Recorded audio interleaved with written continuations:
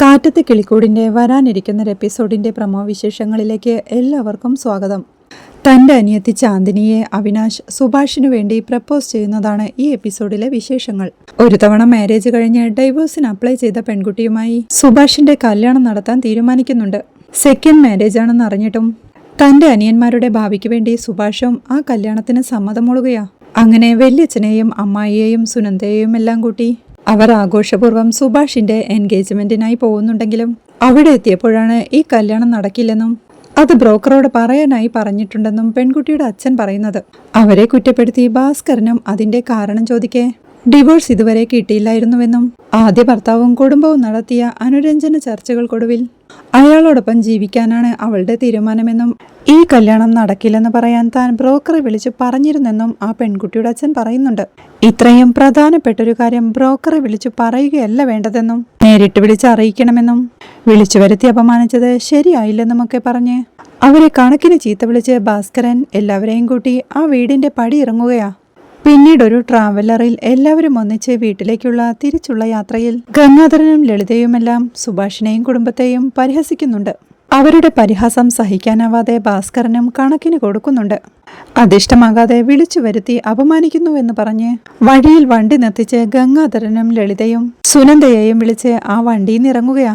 അവരെ എൻഗേജ്മെന്റിന് വിളിച്ചതിന് സുഭാഷിനെയും കൂട്ടരെയും ഭാസ്കരൻ വഴക്കു പറയുന്നുണ്ട്. സുധീഷ് പറഞ്ഞതനുസരിച്ച് ഹരീഷ് ബ്രോക്കറെ വിളിച്ചു നോക്കുന്നുണ്ടെങ്കിലും അയാൾ കോൾ അറ്റൻഡ് ചെയ്യുന്നില്ലായിരുന്നു. പിന്നീട് വീട്ടിലെത്തിയതിനു ശേഷം സുഭാഷിന്റെ തെറ്റായ തീരുമാനത്തെ എല്ലാവരും കുറ്റപ്പെടുത്തുകയാ. എൻഗേജ്മെന്റിന് അവരുടെ കൂടെ പോയ അവിനാശും സുഭാഷിന്റെ വീട്ടിൽ തന്നെയുണ്ട്. അച്ഛൻ സുഭാഷിനോടായി ചോദിക്കുന്നുണ്ട്, ഞാൻ നേരത്തെ പറഞ്ഞതല്ലേ ഇത് ശരിയാവില്ലെന്ന്, കേട്ടില്ലല്ലോ നീ? ആ കുടുംബത്തെ കണ്ടാലേ അറിയാം ഒരു മോശം കുടുംബമാണെന്ന്. ഡൈവോഴ്സ് ആവാതെ അതിനു മുന്നേ തന്നെ നിശ്ചയത്തിന്റെ തീയതി കുറിച്ചിരിക്കുന്നു. അപ്പോഴേ എന്തോ പന്തികേട് എനിക്ക് തോന്നിയതാ. നിന്നോടത് പറഞ്ഞപ്പോ നീ കാര്യമായി എടുത്തില്ല. ആ ബ്രോക്കർ എങ്ങാനും എന്റെ കൺമുന്നിൽ വന്ന് പെട്ടാലുണ്ടല്ലോ വെറുതെ വിടില്ല ഞാൻ അവനെ. ഒരു കാര്യവുമില്ലാതെ ആ സുനന്ദയെയും പൂതനയെയും ബകാസുരനെയും കൂട്ടി അപമാനപ്പെട്ടു വന്നത് മാത്രം മിച്ചം. ആ പൂതനയും ബകാസുരനും വീട്ടിലിരുന്ന് ഇക്കാര്യവും പറഞ്ഞ് പരിഹസിച്ച് ചിരിക്കുകയായിരിക്കും. ഈ നാട്ടുകാരെ മുഴുവൻ അവരത് അറിയിക്കും. ഇനി അവർക്കും പറഞ്ഞു നടക്കാലോ ഭാസ്കറിന്റെ കുടുംബത്തെക്കുറിച്ച് എന്നച്ഛൻ പറയുന്നത് കേൾക്കെ ഹരീഷും ദേഷ്യത്തോടെ പറയുന്നുണ്ട്, നാട്ടുകാർ മോശം പറയുന്നത് ഇതാദ്യമായി അല്ലല്ലോ, നിങ്ങളൊന്ന് പോവാൻ നോക്ക്, ഞങ്ങൾ നോക്കിക്കോളാമെന്ന്. അവനെ വഴക്കു പറഞ്ഞ് ഭാസ്കരൻ ഉമ്മറത്തേക്ക് ഇറങ്ങുമ്പോഴേക്കും അവിടെ ഇരിക്കുന്ന അവിനാശിനെ കണ്ട്, നീ എന്താടാ ഇവിടെ ഇരിക്കുന്നത്? ഇവരുടെ കൂടെ നടക്കല്ലേ, ഇവരൊന്നും അത്ര ശരിയല്ല, വീട്ടിലേക്ക് പോവാൻ നോക്കെന്ന് പറഞ്ഞ് ഭാസ്കരൻ വീട്ടിൽ നിന്ന് ഇറങ്ങി പോവുകയാ. ഭാസ്കരൻ പോയി കഴിയുമ്പോഴേക്കും അവിനാശും എഴുന്നേറ്റ് ഹാളിലേക്ക് ചെല്ലുന്നുണ്ട്. കല്യാണക്കാര്യത്തിൽ സുഭാഷ് ഏട്ടന് കറക്റ്റായ ഒരു തീരുമാനമെടുക്കാൻ കഴിവില്ലെന്ന് നികേഷും സുഭാഷ് ഏട്ടനെ കുറ്റപ്പെടുത്തുകയാ. സുധീഷും സുഭാഷ് ഏട്ടനോടായി ചോദിക്കുന്നുണ്ട്, ഇതിന്റെ വല്ല ആവശ്യമുണ്ടായിരുന്നോ? നല്ലതുപോലെ അന്വേഷിച്ചോ, നല്ല കുടുംബമാണോ എന്നൊക്കെ എത്ര തവണ ചോദിച്ചു. എല്ലാം ഞാൻ അന്വേഷിച്ചതാണെന്ന് പറഞ്ഞത് ഇതായിരുന്നു. ബ്രോക്കർ പലതും പൊക്കി പറയും. അവർക്ക് വേണ്ടത് നമ്മുടെ കയ്യിൽ നിന്ന് കിട്ടുന്ന കമ്മീഷനാണല്ലോ. അതിനുവേണ്ടി അവർ പല നുണകളും പറയും. അയാൾ പറഞ്ഞതെല്ലാം സുഭാഷ് ഏട്ടൻ അങ്ങ് വിശ്വസിച്ചോ? സുഭാഷ് ഏട്ടന്റെ കാര്യമോർത്ത് പേടി തോന്നുകയാ. ഞാനും ഹരീഷും അവളുടെ നാട്ടിൽ പോയി അന്വേഷിച്ചിരുന്നു. ഒരാള് പോലും ആ കുടുംബത്തെക്കുറിച്ച് നല്ലത് പറഞ്ഞില്ല. അന്ന് അക്കാര്യം പറഞ്ഞപ്പോ സുഭാഷ് ഏട്ടനും അതിനെ എതിർത്ത് കോൺഫിഡൻസ് ആയി സംസാരിച്ചു. ഈ വിവാഹ കാര്യമെന്ന് പറയുന്നത് സുഭാഷ് ഏട്ടൻ ബിൽഡിംഗ് ഉണ്ടാക്കുന്നത് പോലെ ഒരു ജോലിയല്ല. എടുത്തു ചാടി പ്രവർത്തിക്കാതെ ആലോചിച്ചൊരു തീരുമാനമെടുക്കേണ്ട കാര്യമാ. പെട്ടെന്ന് ചാടിക്കയറി ഒരു തീരുമാനം എടുത്തതുകൊണ്ടാണല്ലോ ഇന്ന് ഇങ്ങനെയൊക്കെ സംഭവിച്ചത് എന്ന് സുധീഷ് കുറ്റപ്പെടുത്ത ഹരീഷും പറയുന്നുണ്ട്. സുഭാഷ് ഏട്ടാ, ഇനി വിവാഹ കാര്യങ്ങളിൽ സുഭാഷ് ഏട്ടൻ തനിച്ചൊരു തീരുമാനം എടുക്കേണ്ട, എല്ലാം ഞങ്ങൾ നോക്കിക്കോളാമെന്ന്. സുധീഷ് ഏട്ടൻ പറഞ്ഞതുപോലെ കുക്കിങ്ങിലും ജോലിയിലുമെല്ലാം സുഭാഷ് ഏട്ടൻ എക്സ്പെർട്ട് തന്നെയാ. പക്ഷേ കല്യാണക്കാര്യത്തിൽ മാത്രം സുഭാഷ് ഏട്ടൻ ഒന്നും അറിയില്ല. ആരെ എന്ത് പറഞ്ഞാലും സുഭാഷ് ഏട്ടൻ അത് വിശ്വസിക്കും. ആ ബ്രോക്കറെ വിശ്വസിച്ച് ഇങ്ങനെയൊരു ചീത്ത കുടുംബത്തെ നല്ല കുടുംബമാണെന്നും പറഞ്ഞ് നടക്കുകയായിരുന്നു. എൻഗേജിന് മുന്നേ തന്നെ മുടങ്ങിയത് നന്നായി. കല്യാണം കഴിഞ്ഞ് അവർ ഈ വീട്ടിലേക്ക് വന്നിരുന്നെങ്കിൽ സുഭാഷ് ഏട്ടന്റെ അവസ്ഥ എന്താവുമായിരുന്നു? സുഭാഷ് ഏട്ടന്റെ ജീവിതം തന്നെ തകർന്നു പോയേനെന്ന് ഹരീഷും പറയുകയാ. അച്ഛൻ ദേഷ്യത്തോടെ പറഞ്ഞതാണെങ്കിലും പറഞ്ഞതെല്ലാം സത്യം തന്നെയാ. ആ വല്യച്ഛനെയും അമ്മായിയെയും എല്ലാം കൂട്ടിക്കൊണ്ടുപോയി അപമാനിതരായി വന്നിരിക്കുന്നു. ഇനി ജീവിതകാലം മുഴുവൻ അയാൾക്ക് പരിഹസിക്കാൻ ഒരു കാര്യമായി എന്നൊക്കെ പറഞ്ഞ് സുധീഷും ഹരീഷും വീണ്ടും അവനെ കുറ്റപ്പെടുത്തുന്നത് സഹിക്കാനാവാതെ നിധി രണ്ടുപേരോടും നിർത്താനായി പറയുകയാ. അത് വിട്ടേക്ക്, സുഭാഷ് ഏട്ടനും പാവമല്ലേ. എൻഗേജ്മെന്റ് മുടങ്ങിയതിൽ നമ്മളെക്കാളും ടെൻഷൻ സുഭാഷ് ഏട്ടനുണ്ടാവും. എന്നിട്ടും സുഭാഷ് ഏട്ടനെ കുറ്റപ്പെടുത്തുന്നത് എന്തിനാണെന്ന് നിധി ചോദിക്കേ. സുഭാഷ് ഏട്ടൻ എങ്ങനെ നിഷ്കളങ്കനായതുകൊണ്ടുള്ള പേടി കൊണ്ടാണെന്ന് സുധീഷും പറയുകയാ. അതുവരെ എല്ലാം കേട്ട് മിണ്ടാതെ നിൽക്കുകയായിരുന്ന സുഭാഷും സുധീഷിനോടായി പറയുന്നുണ്ട്, തന്റെ കല്യാണം നടന്നാൽ ഹരീഷിന്റെ കല്യാണം നടക്കുമല്ലോ എന്ന്. അതുകൊണ്ടാണ് ഇത്ര തിടുക്കത്തിൽ താൻ ഈ കല്യാണത്തിന് സമ്മതിച്ചതെന്നും. അത് കേൾക്കെ ദേഷ്യത്തോടെ ഹരീഷും, എന്റെ കല്യാണം നടക്കാൻ വേണ്ടി സുഭാഷ് ഏട്ടനോട് പെട്ടെന്ന് കല്യാണം നടത്താൻ ഞാൻ പറഞ്ഞോ എന്ന് ചോദിക്കുന്നുണ്ട്. അതല്ല ഹരീഷേ, നീതു നിന്നെ വിശ്വസിച്ച് വീട് വിട്ടിറങ്ങി വന്നു. പക്ഷേ നീ അവളെ കല്യാണം കഴിക്കാതെ തിരിച്ച് അവളുടെ വീട്ടിലേക്ക് തന്നെ കൊണ്ടുപോയി വിട്ടു. പാവം, അവൾക്ക് ഒരുപാട് സങ്കടമായി.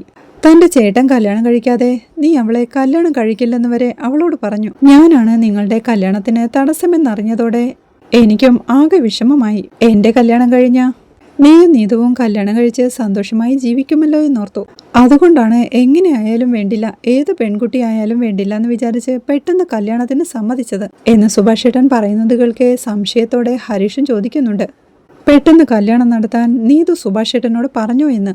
അങ്ങനെയൊന്നും പറഞ്ഞില്ലെങ്കിലും എന്റെ കല്യാണം കഴിഞ്ഞാലേ നീ അവളെ കല്യാണം കഴിക്കൂ എന്ന് പറഞ്ഞു. അത് സാധാരണ പോലെ പറഞ്ഞു, അത്രയേ ഉള്ളൂ. അതിനിടയിലാണ് ബ്രോക്കർ സൈറ്റിലേക്ക് വന്ന് ഒരു കല്യാണ കാര്യത്തെക്കുറിച്ച് പറഞ്ഞത്. ഞാൻ പെട്ടെന്ന് കല്യാണം കഴിച്ചാൽ നിനക്കും നല്ലൊരു ജീവിതം കിട്ടുമല്ലോ എന്നോർത്ത് ഞാനും ആ കല്യാണത്തിന് സമ്മതിച്ചു എന്ന് സുഭാഷ് ഏട്ടൻ പറയുന്നത് കേൾക്കെ സുധീഷും ദേഷ്യത്തോടെ പറയുന്നുണ്ട്.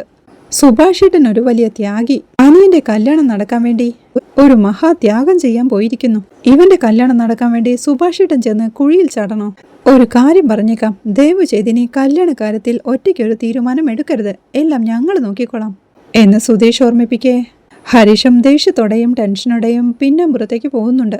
അപ്പോഴാണ് ടെൻഷനോടെ നിൽക്കുന്ന സുഭാഷിന്റെ അരികിലേക്ക് അവിനാശ് വന്ന് തന്റെ കൂടെ പുറത്തേക്ക് വരികയാണെങ്കിൽ ഒന്ന് റിലാക്സ് ആവാമെന്ന് പറയുന്നത്.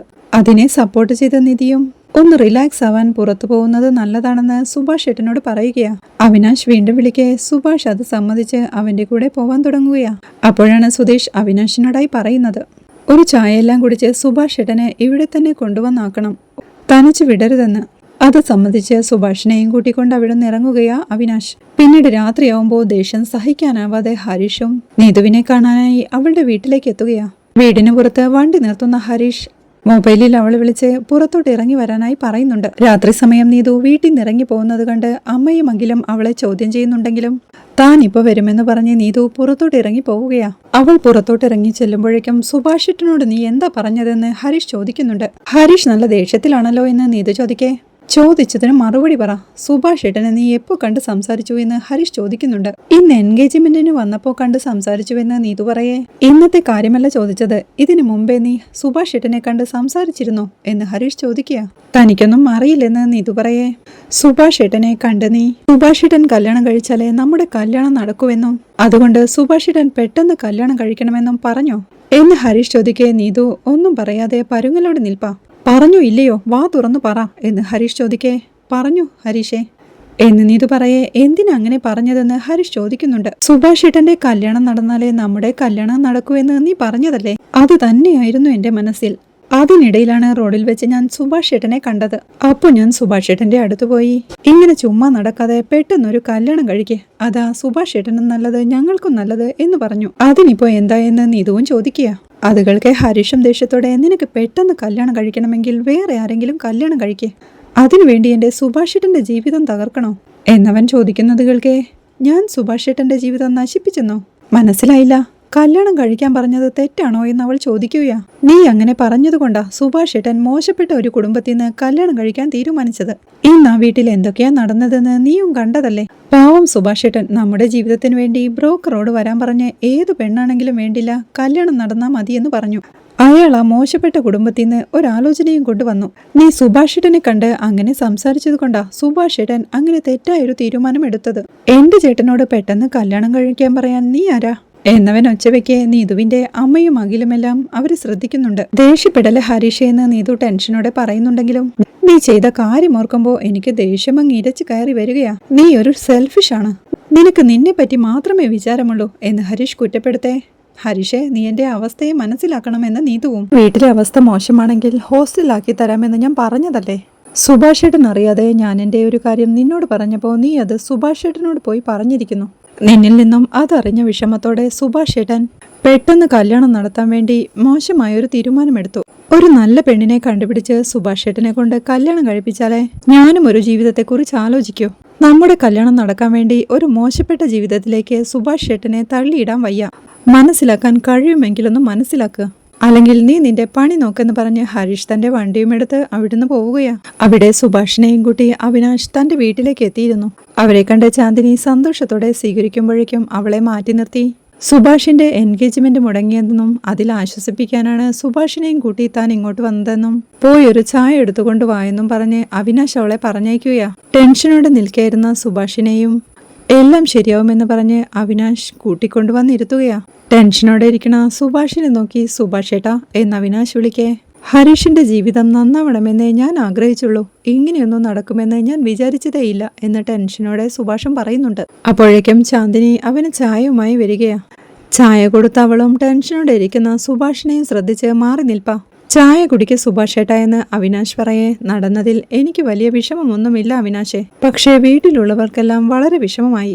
എന്നെ വിശ്വസിച്ച അവരെല്ലാം എന്റെ കൂടെ വന്നത്. ഇത്തവണയെങ്കിലും എന്റെ വിവാഹം നടക്കുമെന്ന് അവർക്കെല്ലാം ഒരു പ്രതീക്ഷയുണ്ടായിരുന്നു. അവരുടെ കാര്യം ഓർക്കുമ്പോഴാ സങ്കടം. തുടക്കത്തിലെ ഈ കല്യാണത്തിൽ നിന്നെ പിന്തിരിപ്പിക്കാനായി അവർ ശ്രമിച്ചതാ. പക്ഷേ നീതുവിന്റെ വിഷമമോർക്കെ ഞാനും ഈ കല്യാണത്തിന് സമ്മതിച്ചു എന്നൊക്കെ സുഭാഷ് ഏട്ടൻ പറയുന്നത് കേൾക്കെ ഈ കല്യാണം മുടങ്ങിയതിൽ സുഭാഷ് ഏട്ടന് വിഷമമൊന്നുമില്ലേ എന്ന് അവിനാശും ചോദിക്കുന്നുണ്ട്. തനിക്ക് വിഷമമൊന്നുമില്ലെന്നും ഹരീഷിനു വേണ്ടിയാണ് താൻ ഈ കല്യാണത്തിന് സമ്മതിച്ചതെന്നും എന്റെ വീട്ടിലുള്ളവരാരും കഷ്ടപ്പെടരുതെന്ന് ഞാൻ ആഗ്രഹിച്ചു. എന്റെ കല്യാണം നടക്കാത്തത് കൊണ്ടിപ്പോ ഹരീഷിന്റെ കല്യാണവും നടക്കില്ലല്ലോ. എന്നെ വെയിറ്റ് ചെയ്ത് അവന്റെ ജീവിതം നശിപ്പിക്കുന്നത് എന്തിനാ? അതെല്ലാം ഓർത്താ ഞാൻ ഈ കല്യാണത്തിന് സമ്മതിച്ചു തന്നെ എന്ന് സുഭാഷ് പറയേ. സുഭാഷ് ഏട്ടൻ വീട്ടിലുള്ളവരെ കുറിച്ച് ഓർത്ത് വിഷമിക്കുന്നു. അവരും സുഭാഷ് ഏട്ടനെ കുറിച്ച് ഓർത്ത് വിഷമിക്കുന്നു. സുഭാഷ് ഏട്ടനെ എനിക്ക് 10 വർഷത്തോളമായി അറിയാം. സുഭാഷ് ഏട്ടന്റെ വീട്ടിലെ ഒരാളെ പോലെ തന്നെയാ ഞാനും. എന്നോട് ചോദിക്കുകയാണെങ്കിൽ ഞാനും അവര് പറയുന്നതാ ശരിയെന്ന് പറയും. സുഭാഷ് ഏട്ടന് കല്യാണം നടക്കുകയാണെങ്കിൽ ഒരു നല്ല പെണ്ണിനെ കണ്ടെത്തി നല്ല പോലെ അന്വേഷിച്ച് കല്യാണം നടത്തണമെന്നേ ഞാനും പറയൂ. സുഭാഷ് ഏട്ടന്റെ അനിയന്മാരും അങ്ങനെയാണ് ചിന്തിക്കുന്നത് എന്ന് അവിനാശ് പറയുന്നത് കേൾക്കെ. ഇനി എനിക്കെങ്ങനെ കല്യാണം നടക്കാൻ അവിനാശേ? അതിനുള്ള ഭാഗ്യമൊന്നും എനിക്കില്ല. ഇനി പെട്ടെന്ന് തന്നെ ഹരീഷിന്റെ കല്യാണം നടത്തണം.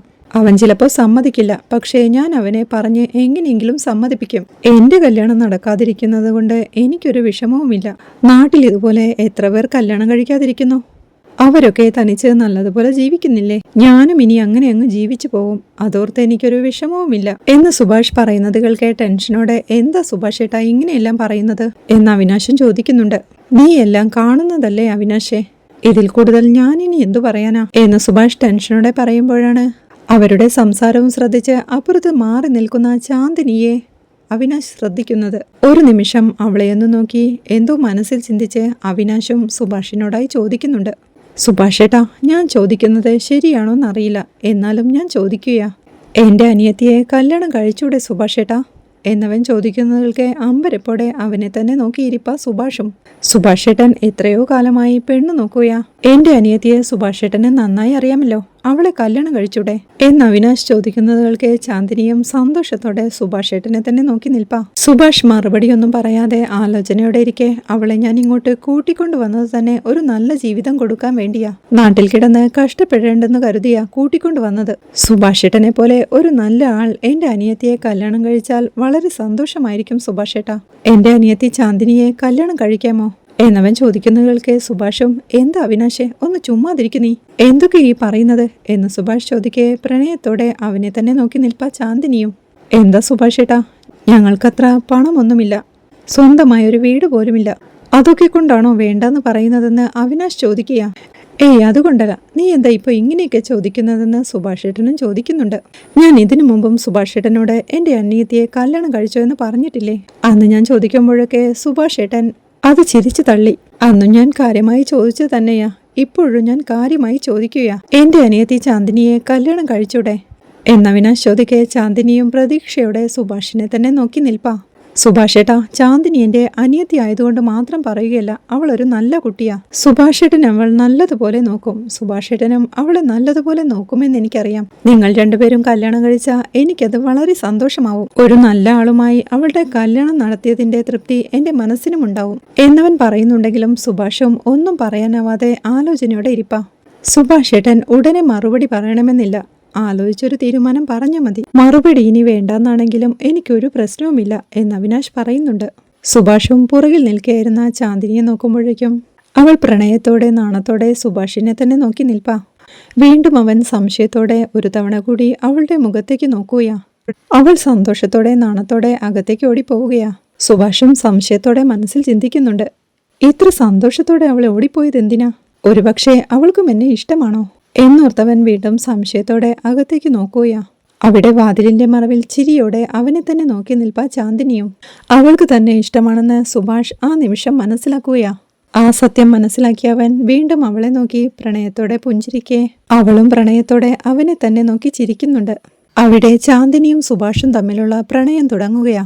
അവൻ വീണ്ടും സന്തോഷത്തോടെ ഹൃദയം നിറഞ്ഞ് അവളെ നോക്കി പ്രണയത്തോടെ പുഞ്ചിരിക്കുമ്പോഴാണ് അവിനാശ് അത് ശ്രദ്ധിക്കുന്നത്. ആ കാഴ്ച കണ്ട് സന്തോഷത്തോടെ അവിനാശും തിരിഞ്ഞു നോക്കുമ്പോഴാണ് അവനെ പ്രണയപൂർവ്വം നോക്കി പുഞ്ചിരിയോടെ നിൽക്കുന്ന ചാന്ദിനിയെ കാണുന്നത്. അവിനാശിനും വളരെയധികം സന്തോഷമാവുകയാ.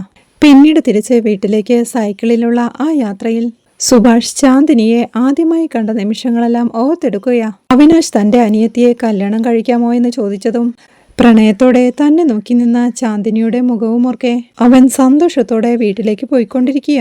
നീതുവും ടെൻഷൻ സഹിക്കാൻ കഴിയാതെ സങ്കടത്തോടെ ഹരീഷിനെ കോൾ ചെയ്ത് ഹരീഷ് വീട്ടിൽ വന്ന് വഴക്കുണ്ടാക്കുന്നത് അമ്മയും ചേട്ടനും കണ്ടുവെന്നും അവർ കുറ്റപ്പെടുത്തിയെന്നും പറയേ ഹരീഷ് അവളോട് ദേഷ്യപ്പെട്ട് കോൾ കട്ട് ചെയ്യുക. അവിടെ ഡൈനിങ് ഹാളിൽ സുഭാഷേട്ടൻ വരാത്തതിനാൽ ടെൻഷനോടെ പുറത്തേക്ക് നോക്കി നിൽപ്പാ നികേഷ്.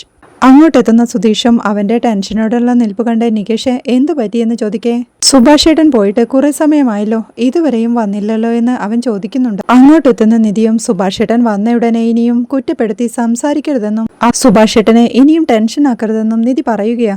ഒന്നും പറയാതിരിക്കാൻ കഴിഞ്ഞില്ലെന്നും ഇക്കാര്യങ്ങളെല്ലാം നേരത്തെ അറിഞ്ഞിരുന്നെങ്കിൽ എൻഗേജ്മെന്റിനായി അവിടെ വരെ പോവില്ലായിരുന്നുവെന്നും സുധീഷ് പറയുന്നുണ്ട്. അത് വിട്ടേക്കെന്നും ഇനി അതേക്കുറിച്ച് സംസാരിക്കരുതെന്നും സുഭാഷേട്ടൻ വന്നതിനു ശേഷവും ഇക്കാര്യങ്ങളെക്കുറിച്ച് ആരും സംസാരിക്കരുതെന്നും എന്ന് നിധി താക്കീതോടെ പറയുമ്പോഴാണ് നീതുവിനെ കാണാൻ പോയ ഹരീഷ് അങ്ങോട്ട് മടങ്ങിയെത്തുന്നത്. സുഭാഷേട്ടനെ കുറിച്ചോർത്ത് നല്ല പേടിയുണ്ടെന്നും സുഭാഷേട്ടന് കുറച്ചു നാളായി കഷ്ടകാലമാണെന്നും സുഭാഷേട്ടൻ എങ്ങനെ ഇതിനെ അതിജീവിക്കുമെന്ന് അറിയില്ലെന്നും നികേഷ് സങ്കടത്തോടെ പറയുന്നുണ്ട്. സുഭാഷേട്ടൻ പഴയതുപോലെ ആയാൽ മതിയായിരുന്നുവെന്നും അതിനെ കുറച്ച് ടൈം എടുക്കുമെന്നും നമ്മൾ കൂടെ നിന്ന് സുഭാഷേട്ടനെ നോർമലാക്കി എടുക്കണമെന്നും സുധീഷ് പറയേ അത് തന്നെയാണ് കറക്റ്റ് എന്നും നമ്മൾ എല്ലാവരും കൂടെ ഇല്ലേ എന്നും നിങ്ങൾ ഇങ്ങനെ ടെൻഷൻ അടിക്കുന്നത് പോലെ ഒന്നും ഉണ്ടാവില്ലെന്നും സുഭാഷേട്ടന് ആ പെൺകുട്ടിയെ ഇഷ്ടമായതുകൊണ്ടൊന്നുമല്ല കല്യാണത്തിന് സമ്മതിച്ചത്. ആ സിറ്റുവേഷനിൽ അങ്ങനെ ഒരു തീരുമാനം എടുത്തതാ. നമുക്ക് ചെയ്യാൻ കഴിയുന്നത് ഒന്നേയുള്ളൂ, സുഭാഷേട്ടൻ വന്നതിനു ശേഷം ഇതിനെക്കുറിച്ച് ആരും സംസാരിക്കരുത്. സുഭാഷേട്ടന് സന്തോഷമുള്ള കാര്യങ്ങളെല്ലാം സംസാരിക്കണം. അപ്പോഴും സുഭാഷേട്ടൻ പകുതിയും ഓക്കെയാവും എന്ന് നിധി പറയുമ്പോഴാണ് സുഭാഷ് അങ്ങോട്ട് വരുന്നത് നികേഷ് കാണുന്നത്. എഴുതി സുഭാഷേട്ടൻ വരുന്നുണ്ട് എന്ന് നികേഷ് സന്തോഷത്തോടെ പറയാം. സൈക്കിൾ മുറ്റത്ത് നിർത്തി സ്റ്റാൻഡിലിട്ട് സന്തോഷത്തോടെ അകത്തേക്ക് കയറി വരുന്ന സുഭാഷേട്ടനെ സുധീഷും ശ്രദ്ധിക്കുക. ഒരു പുഞ്ചിരിയോടെ അകത്തേക്ക് കയറി വരുന്ന സുഭാഷേട്ടനെ എല്ലാവരും അമ്പരപ്പോടെ നോക്കി നിൽക്കുക. സുഭാഷേട്ടൻ ഇനി വെള്ളമടിച്ചോ? ചിരിച്ചുകൊണ്ടാണല്ലോ വരവ് എന്ന് സുധീഷും ചോദിക്കുന്നുണ്ട്. സുഭാഷേട്ടൻ സുധീഷേട്ടനെ പോലെയല്ല, അങ്ങനെയൊന്നും ചെയ്യില്ലെന്ന് ഹരീഷും തീർത്തു പറയുകയാണ്. അതേ ചൊല്ലി അവർ വഴക്കിടാൻ തുടങ്ങുമ്പോഴേക്കും നിധി അവരെ വഴക്ക് പറയുകയാ. അപ്പോഴേക്കും അങ്ങോട്ടെത്തുന്ന സുഭാഷും എന്താ എല്ലാവരും സംസാരിച്ചിരിക്കുകയാണോ എന്ന് ചോദിച്ച് ചിരിയോടെ ഒരു ചെയറിലേക്ക് ഇരിക്കുക. ടെൻഷനോടെ വീട്ടിൽ നിന്നിറങ്ങിപ്പോയ സുഭാഷേട്ടൻ സന്തോഷത്തോടെ ചിരിയോടെ ആലോചനയോടെ ഇരിക്കണ കണ്ട് എല്ലാവരും അമ്പരപ്പോടെ സുഭാഷേട്ടനെ തന്നെ നോക്കി നിൽപ്പാ. വീഡിയോ ഇഷ്ടമായാൽ സപ്പോർട്ട് ചെയ്ത് സബ്സ്ക്രൈബ് ചെയ്ത് ലൈക്ക് ചെയ്യാൻ മറക്കല്ലേ.